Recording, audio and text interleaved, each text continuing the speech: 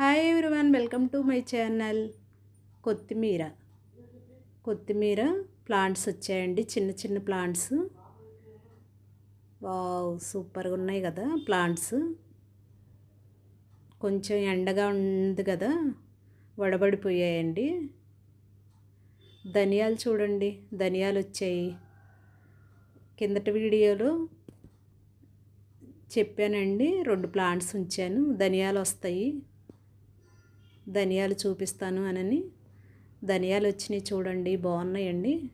Like చేయండి. ఇంకా పువ్వు ఉంది, కొన్నే ధనియాలు అయినాయండి.